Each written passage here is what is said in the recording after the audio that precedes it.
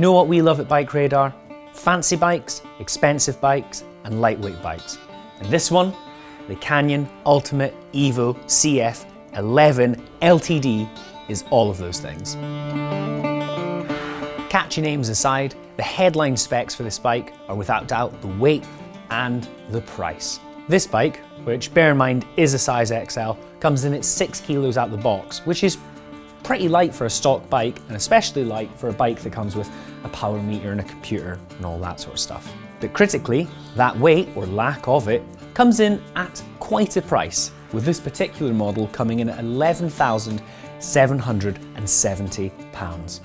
That's a whole lot of cash.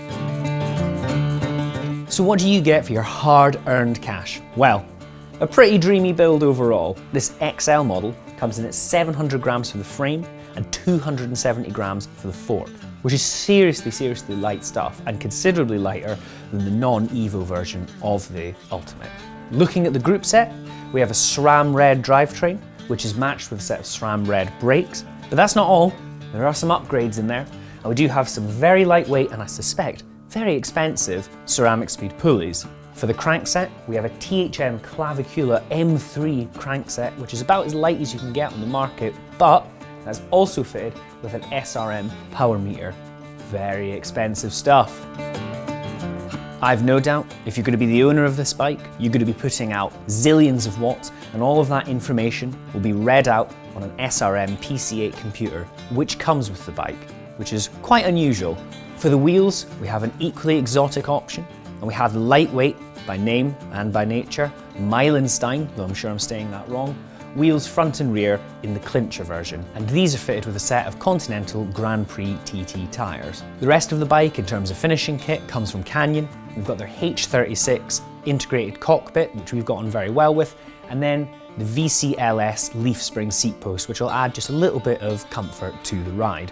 Lastly, we have a Physique Antares saddle, which isn't the lightest option in the world, but it does prove that the bike is aimed to be something that's actually ridden rather than just a lightweight, weight weenie showpiece.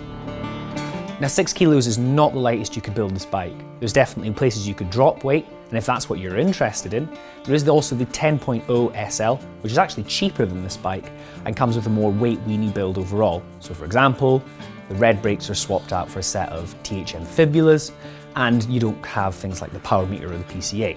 So there is a lighter weight option available if you happen to have £9,000 lying around. So what makes this bike special, as in this particular bike, is quite often we'll get in very expensive or very lightweight bikes, and they're just in to be photographed, and they're just a bit of bike eye candy for you, our dear viewers. However, this one is actually going to be ridden.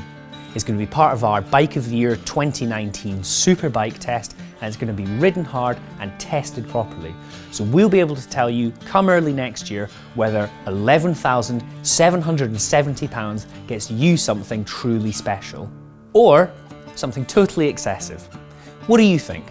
Is it totally excessive, or is it an absolute dream bike that you'd kill to have? As always, leave your thoughts in the comments and don't forget to like or subscribe.